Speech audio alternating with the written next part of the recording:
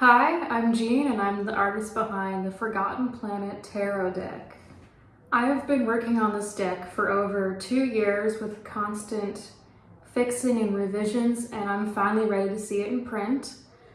So with your help, I could be able to print decks, as I found out it's not the most cheap thing to do. Yeah, that's a good question. So this deck is inspired by general aesthetics I always felt very drawn to. I would say most specifically it's inspired by a mix of The Dark Crystal, Jim Henson, and Fantastic Planet. Yeah, so what tarot means to me? Well, I've been using tarot ever since I was in high school, and I always knew, being an artist, I was gonna end up making one of my own. So I waited years and years until I felt like just the right aesthetic had hit me. And eventually it came, and this is it. The perfect aesthetic for me. I really also do enjoy the artwork in every single deck I use. So of course the looks are super important, as well as how it makes you feel, if it feels personal to you, if you can kind of project your personal feelings onto it. To me, that's what makes a good deck.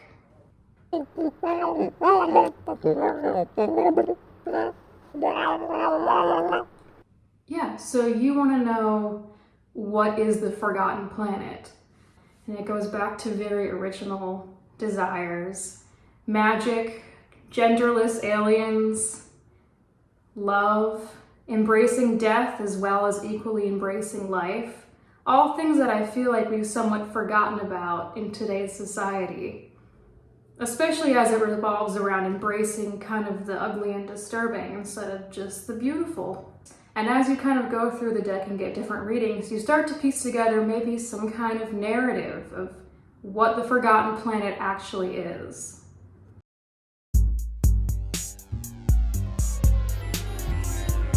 The Suit of Cups relates to the element of water, and in some cases, emotions and love. For this suit's color palette, I chose softer and brighter colors, ones you might see at a beach sunset. In this world, I imagine shells being the main water vessels, and have a recurring snail character throughout the suit. Beans relates to the earth element, and connects to wealth and stability. In classic decks, it's also called pentacles, or coins.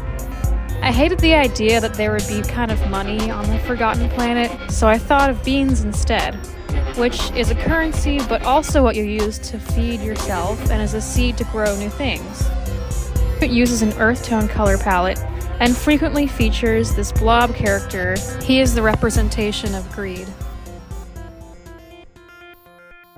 Worms, or more commonly known as the Suit of Swords, deals with action, change, power, and conflict. The worms in this deck have their own power dynamics going on, whether good, bad, or neutral.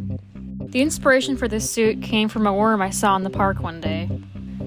The color palette is earth tone, but with slightly more energetic colors. You cannot help but fall in love with these worms, who have created their own chaotic society.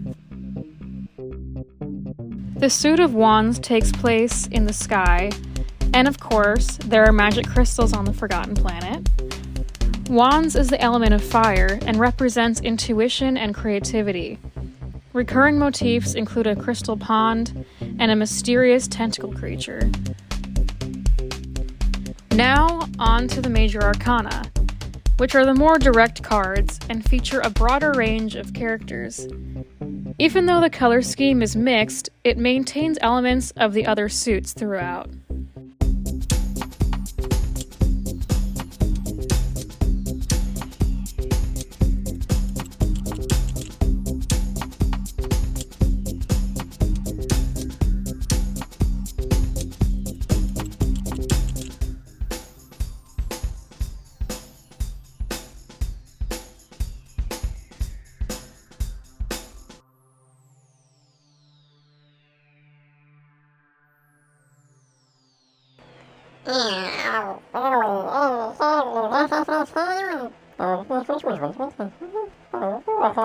Yeah, I mean, people are very hesitant with taking up tarot cards.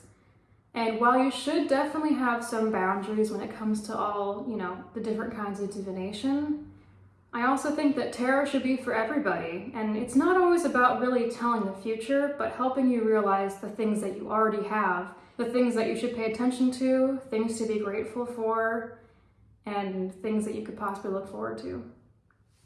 It's definitely told me a lot about myself over the years. Thank you so much for watching this video, and I hope you consider donating to make my tarot deck real. Thank you.